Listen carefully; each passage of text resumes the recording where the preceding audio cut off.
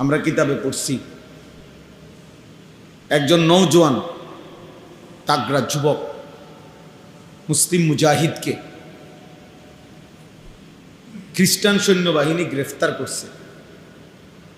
তো গ্রেফতার করার পরে উনি অনেক বেশি সুন্দর, সুঠাম, চমৎকার দেহ ছিলেন। তো খ্রিস্টান সেনাপতি ওই যুবক মুজাহিদকে দেখে উনি আকৃষ্ট হয়েছেন। নিজের মেয়েকে এই ছেলের কাছে বিবাহ দিবেন এরকম ভাবছেন। তো চিন্তা করছে আগে তাকে যে কোনো প্রলোভনে খ্রিস্টান বানাই, চেষ্টা করি, তারপরে তার কাছে মেয়ে বিয়ে দিই। তো বহুভাবে ওনাকে প্রলোভন দিছে, হুমকি ধমকি দিছে, উনি কোনোভাবেই মাথা নোয়ায় না। শেষ পর্যন্ত বন্দি করছে। আমরা উর্দু কিতাবে পড়ছি ওই যুবক মুজাহিদ এবার ওনার কামরার মধ্যে ওই সেনাপতি তার সুন্দরী মেয়েকে একাকী দিয়ে দিছে আর বলছে তুমি তোমার রূপ যৌবন দিয়ে যে কোনোভাবে তাকে গুনাহে বাধ্য করবা। তো 3 দিন ওই মেয়ে ওই ঘরে ছিল। 3 দিন পরে সে বের হয়ে তার বাবাকে বলছে যে হে বাবা, নিশ্চিত ইন্নাহু হাজারুন আম শাজারুন, এই যুবক নিশ্চিত হয় পাথর নয়তো কোনো গাছ। সে আসলে কোনো মানুষ না, মানুষের কোনো অস্তিত্ব, প্রাণ, অনুভূতি তার মধ্যে নাই। লা ইয়ালতাফিতু ইলাইয়া মাররাতান, সে তো আমার দিকে একবারের জন্য চোখটা তুলেও তাকায় না। আমি আমার সব চেষ্টা করছি কিন্তু হয়নি। তাইলে আলাইকুম আনফুসা, নিজেকে মজবুত করা অনেক বড় নিয়ামত, কষ্টসাধ্য কাজ, কষ্টসাধ্য কাজ কিন্তু সম্ভব। তাহলে এমন অসংখ্য মানুষ দেখেন যে একটি সমাজের চারদিকে অসংখ্য অগণিত মানুষ নামাজ পড়ে না, কিন্তু কিছু মানুষ আছে এর ভিতরে দিয়েই প্রতিদিন 5 ওয়াক্ত নামাজ পড়ে। তো সে এটা বুঝছে এটাই আমার জিন্দেগি। কলেজ ইউনিভার্সিটি তো আমাদের পরিচিত এমন অসংখ্য ছেলে আছে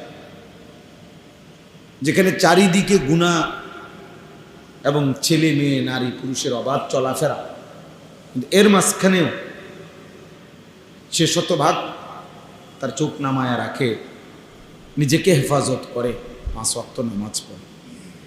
আলহামদুলিল্লাহ, এরকম অসংখ্য ছেলে আমাদের পরিচিত আছে। তাহলে কারো দিলের মধ্যে যখন আখিরাত ঢুকে যায় তো চারিদিকের সকলের নাফরমানিও তাকে আর প্রভাবিত করতে পারে না। এমন অসংখ্য মানুষ আছে যাদের চারিদিকের সব ঘরে টেলিভিশন চলে, কিন্তু 40 বছর, 30 বছর, 50 বছরে তার ঘরে তার বিবি বাচ্চা এবং সে, তারা কোনোদিন টেলিভিশন দেখে না, এমন নাই। আলহামদুলিল্লাহ। এই জন্য আল্লাহ তাআলা বলছে আলাইকুম আনফুসাকুম, নিজেকে আঁকড়িয়ে ধরো, নিজেকে গড়ে তোলো, নিজেকে সাজাও, তাহলে গোটা পৃথিবী মিলে কেউ আর তোমাকে পথভ্রষ্ট করতে পারবে না, কেউ না। হযরত মাওলানা তারেক জামিল সাহেব, পৃথিবী বিখ্যাত মুবাল্লিগ, দাঈ, তো উনি বলেন যে আমি আমার দীর্ঘ 30-35 বছরের জীবনে গোটা ইউরোপ, আমেরিকা সহ সমস্ত দেশে, এমনকি এক এক দেশের প্রতিটা স্টেটে, প্রদেশে আমি সফর করছি, দিনকে দিন, বছরকে বছর, রাতকে রাত। কিন্তু উনি বলেন যে আমি আল্লাহকে সাক্ষী রেখে বলতে পারি, আমার এই নজর এই দীর্ঘ 25 বছর, 30 বছরের জীবনে ইচ্ছা করে কোনো বিভিন্ন নারীর দিকে তাকায় না। অথচ যেখানে উলঙ্গপনা, বেহায়াপনা স্বাভাবিক, যেখানে পর্দা কিংবা ঢেকে ঢুকে চলা অস্বাভাবিক, সেইখানে ওইখানের ব্যাপারে উনি বলতেছে ওইখানে থাকার চলার পরেও যাওয়ার পরেও আমি আমার নজর হেফাজত করছি। তাইলে এই জন্য বললাম, আল্লাহ তাআলা বললেন আলাইকুম আনফুসাকুম, নিজেকে গঠন করো। ইন্নামাল মুমিনুনা ইখওয়া ফাআসলিহু বাইনা আখাওয়াইকুম, নিশ্চয়ই মুমিনগণ পরস্পর ভাই ভাই, অতএব তোমরা তোমাদের পরস্পর ভাই ভাই প্রত্যেকে একে অপরকে সংশোধন করে দাও। কোরআনুল কারীমের মধ্যে আছে ওয়া ইন তাইফাতানি মিনাল মুমিনিনা ইখতাতালু ফাআসলিহু বাইনাহুমা, তোমাদের ঈমানদারদের মধ্যে যদি দুই দল, দুই গ্রুপ ঝগড়া করে, মারামারি করে, তো তোমরা তাদের মধ্যে সংশোধন করে দাও। কোরআনুল কারীমের মধ্যে আছে আল্লাহ তাআলা বলছেন ফাত্তাকুল্লাহা ওয়া আসলিহু যাতা বাইনিকুম, তোমরা আল্লাহকে ভয় করো এবং নিজেদের মধ্যে সংশোধন করে নাও। এরকম অনেক শব্দ কোরআনুল কারীমের মধ্যে আছে ইন উরিদু ইল্লাল ইসলাহা মাস্তাতাতু, নবীগণ মানুষকে আল্লাহর দিকে ডেকে তো এ কথা বলতেন যে হে আমার জাতি, এই যে দিবানিশি তোমাদেরকে ডাকতেছি, এর উদ্দেশ্য তোমাদের সংশোধন, আর কিছুই না, তোমাদের জীবন গঠন। তাহলে ইসলাহ সংশোধন, পরিবর্তন, জিন্দিগি আল্লাহ এবং রসুলের রঙে গঠন, আখেরাতের আলোকে জীবন সাজানো,